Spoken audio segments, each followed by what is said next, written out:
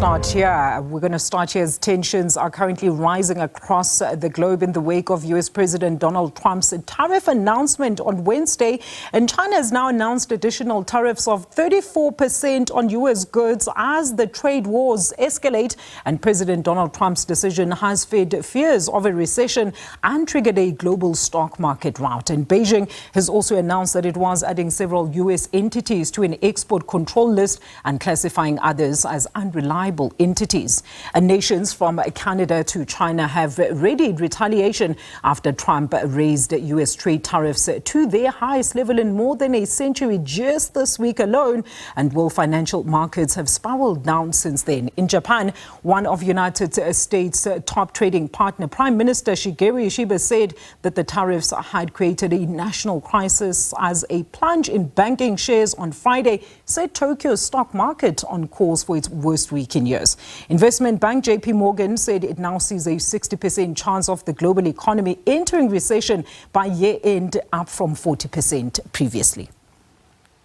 All right, joining us now from our economics desk is markets reporter Nompumelelo Siziba, who's going to try and help us understand all these tariff hikes and what they actually mean and how they affect us. Nompumelelo, a very good afternoon. Good to have you with us. So let's start with this. I mean, markets are all down. Talk to us about some of the key drivers. As we understand, there's been retaliation now from other nations that were slapped with these increases. Yeah, so it's quite hectic, if I can be South African about it and say it's quite hectic, because that was what was feared the most, that there were going to be retaliatory tariffs. So the US has taken the first swipe, and now China, the second largest economy, has said, right, back at you, we're going to charge you 34% in terms of import tariffs.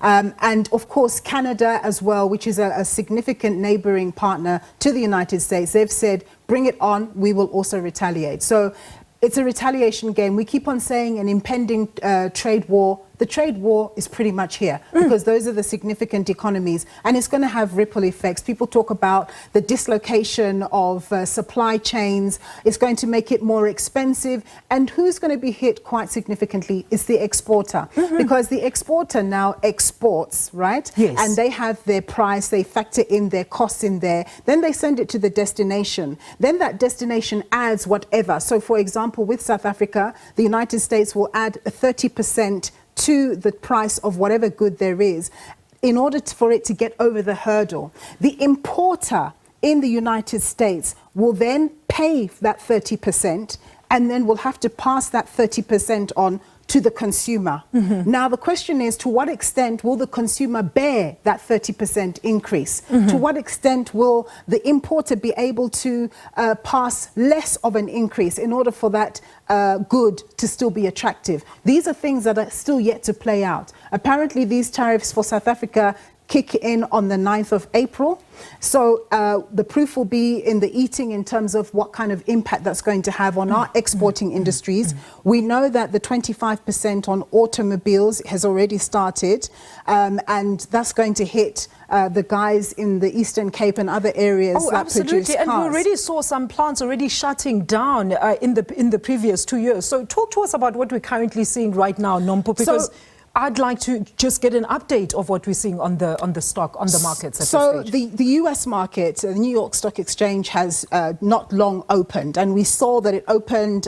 We see that it's down by about 2.7%. We looked at what are called US futures, where we're able to anticipate how a market is going to open, and it was largely anticipated that we would see US markets open in negative territory. So they are down, and they also closed in negative territory yesterday, very sharply indeed. The tech-heavy NASDAQ closed basically by 6%. The S&P 500 closed around 5%. And the Dow Jones closed down near 4%. So massive, in terms of market valuations, this is a lot of money. I mean, I heard from a colleague who was looking at the Apple share, for example, that it had lost a market capitalization of over $300 billion US dollars. That is hectic. One company, $300 billion US dollars. We're talking about big numbers here. And it's of course very negative indeed. It means that people who are invested in the market, they have less value. Pension funds are going to be affected because those funds are going to go down in value. Is this a blip? I don't know. This is a fundamental shift in the global trading economy, and now you've got these retaliations taking place. South Africa has come on record to say that it's going to explore diplomatic channels and so on. Yes. You know, but we only account... How does that, assist us, Nompumelelo? Because I suppose you were talking earlier on about how the consumers or the exporters are going to be to bear the brunt of these new tariffs, because I suppose inflation is also going to be driven up. Well, exactly. I mean, if the tariffs are going to go up and people have to pass on the additional cost to the consumer, it means the consumer is going to be paying more. Now, if the consumer pays more, that means that inflation is going to rise. It's going to change the approach of monetary policy. And then there'll be a question around, do I really need this product? And some people will start adjusting what they buy. True. And they may decide they're not going to buy certain goods. And if you have a mass of people who make that decision about certain goods, the producers of those certain goods are going to be hit hard because people can't take the increases that are coming through in terms of price. But in terms of, globally what it means that everyone is going to lose, even the people who've propagated this thing, which is the United States. Oh, absolutely. Because the US consumer is going to be hit hard because they're the ones who have to take on the increase in the import tariffs that they need to pay. So at this stage, what can South Africa do? Because obviously those diplomatic talks are not going to get us out of this quagmire. Listen, I am not confident about that, more so because it was different a couple of weeks ago where we felt as South Africa like, we were being targeted by the United States. Maybe we could talk to them.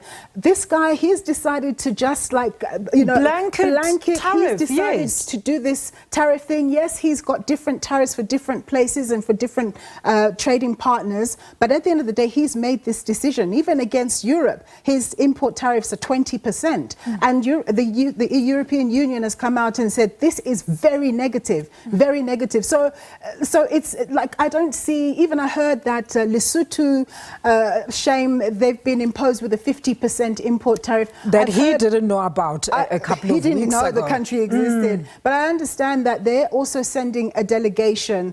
It's pointless. I mean, I think that this is my opinion. We are past diplomatic I just engagements. Feel they're not even going to entertain it because can you imagine if everybody is trying to appeal? Unless they decide to have a second heart or a second thought about it to say, maybe let's go back to the drawing board. But of course, that would mean losing face. So they've decided to roll this dice. We need to see where it takes us. And maybe, Nompo, this is a backhanded question. I mean, considering the fact that we're about to have a VAT increase in the country, how does this also then play into the grander scheme of things? Yeah, in the South African context, that's another cost, isn't it? It's a layer of cost. So we're going to have to, all the prices of the goods and services that we Everything is going to shoot up. Everything's going to go up, right? Yes, it's a lesser margin than 2%, 2 percentage points increase, but it's still an increase. And then you've got the general dynamics of, supply and demand. And of course, look at our rand. It's weak at the moment. Yes. It's basically around 19 against the US dollar. When we have a weak dollar, when we import products, because we're buying products which are dollar denominated, we have to give up more rand to get $1. So therefore, when we have to give up more rand to get the $1 to purchase the dollar-denominated good, it costs us more. And then that's when you get what we call imported inflation. And when you get imported inflation, it means people then have to pass the cost on around the economy. So, for example, we are lucky in the sense that the oil price has come down by about $5 or so.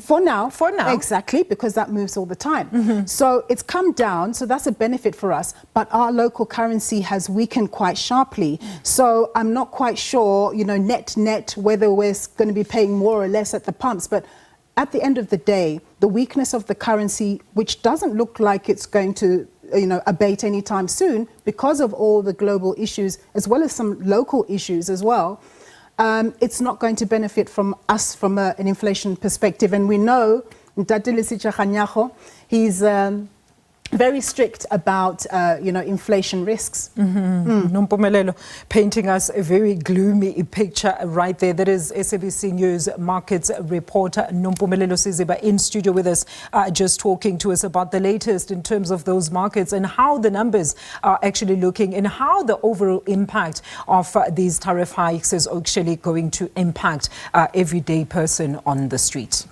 To this now, Minister of International Relations and Cooperation Ronald Lamula says South Africa will continue to build strategic partnerships with other nations and enhance collaborations as well as influence international trade negotiations.